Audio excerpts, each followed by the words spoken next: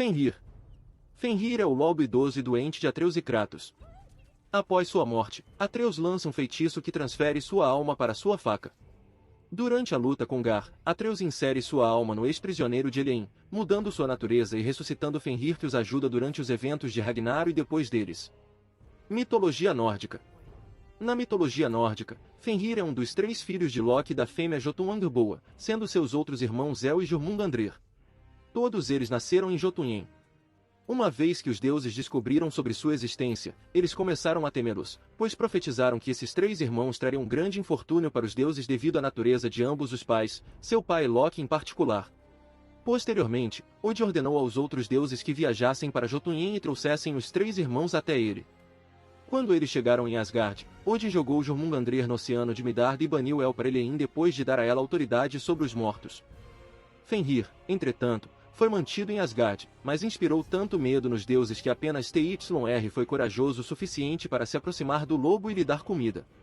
Os deuses notaram que Fenrir estava crescendo rapidamente a cada dia que passava, o que só os deixou com mais medo dele devido à profecia de que o lobo lhes traria grandes danos. Assim, eles decidiram tentar prender Fenrir. Os deuses então forjaram o grilhão, corrente, Leidin. Trazendo a corrente para o lobo, o Aesir sugeriu que ele testasse sua força com ela. Julgando que a corrente não estava além de sua força, Fenrir deixou que os deuses o amarrassem com ela. Com o primeiro chute, a amarra quebrou e o lobo se libertou. Os deuses então forjaram uma segunda corrente 2 vezes mais forte que Leidin, que eles chamaram de Dromin. Confiantes de que esta corrente iria aprisionar o lobo, eles mais uma vez se aproximaram dele. Alegando que alcançaria grande fama por sua força caso o lobo quebrasse essa ligação, Fenrir mais uma vez permitiu que os deuses colocassem o grilhão nele, observando que a corrente era realmente muito forte e que ele precisava correr riscos para ganhar grande fama. Fenrir se esforçou contra o grilhão, eventualmente quebrando-o em vários pedaços que voaram para longe. Temendo que eles não pudessem prender o lobo gigante, Odin encarregou alguns anões de fazer uma ligação inquebrável da qual Fenrir não pudesse escapar. Os anões então criaram uma corrente usando 6 ingredientes místicos: o passo de um gato, a barba de uma mulher, as raízes de uma montanha, os tendões de um urso, a respiração de um peixe e a saliva de um pássaro. A encadernação resultante era uma fita de seda macia e recebeu o nome de Gleipnir.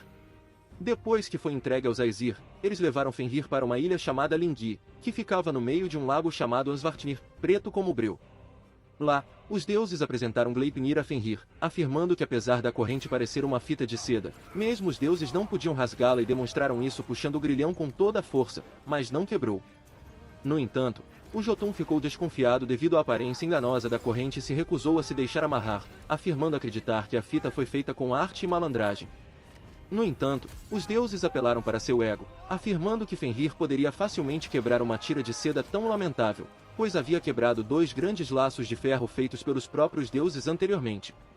Eles também acrescentaram que, se Fenrir não fosse capaz de quebrar as amarras de seda, ficaria muito claro para eles que Fenrir não era uma ameaça a ser temida e ele seria libertado imediatamente. Fenrir, ainda desconfiado, respondeu que só se deixaria amarrar se um dos deuses presentes colocasse a mão em sua boca como demonstração de boa fé.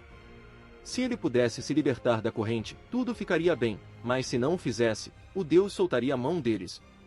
Ao ouvir isso, os deuses olharam entre si, sabendo que alguém teria que sacrificar sua mão ao lobo se ele fosse preso para sempre, mas nenhum deles estava disposto a fazê-lo. Tyr então silenciosamente se aproximou e colocou a mão direita dentro das mandíbulas do lobo, após o que Fenrir permitiu que o Aesir o amarrasse mais uma vez. Enquanto Fenrir chutava e se debatia para se libertar, Gleipnir só ficava mais forte e apertado. Vendo que o lobo foi finalmente preso, todos os deuses riram, exceto Tyr, que perdeu a mão direita para um enfurecido Fenrir.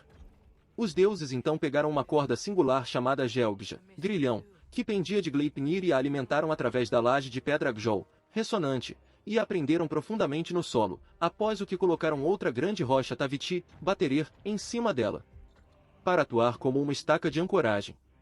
Ainda mais enfurecido, Fenrir tentou morder os deuses, que então enfiaram uma espada em sua mandíbula superior, para que ele não pudesse fechar a boca. E lá o deixaram, para permanecer preso como seu pai até a chegada do Ragnarok, onde ele se libertará e se juntará à sua família na batalha final contra os Aesir no campo de Vigrir, onde lutará contra Odin e o matará, antes de ser morto pouco depois por Vir. Na série God of War. Em algum momento em Fimbulvinter, Fenrir foi encontrado por Kratos e Atreus junto com Speke e Svanna, com o menino desenvolvendo um profundo carinho por ele. Fenrir já era bastante velho, com a idade deixando-o com a saúde muito debilitada.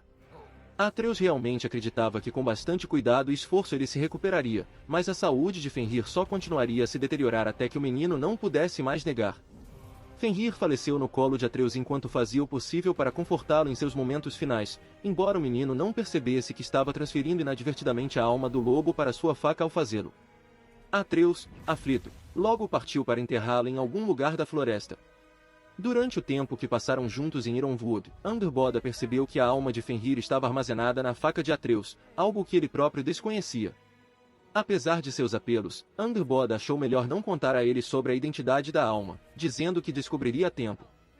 Fenrir foi ressuscitado por Atreus em Elien, quando este usou sua faca com a alma do lobo para atingir o corpo de Gar, transplantando sua alma para a besta sem alma.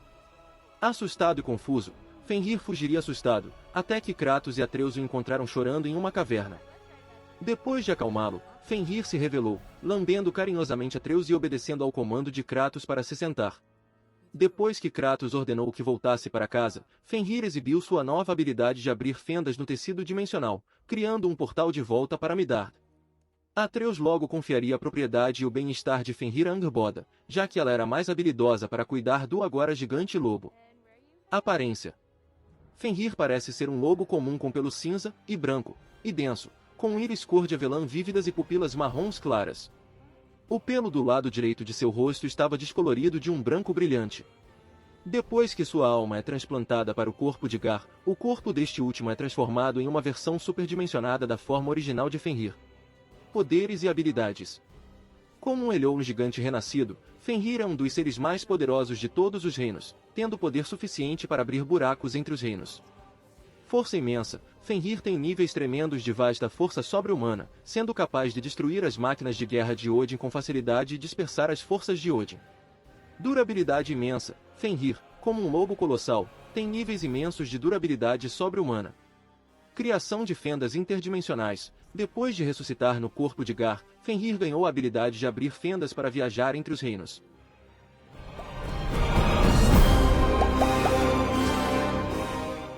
Se você gostou do conteúdo, não se esqueça de dar like e se inscrever no canal.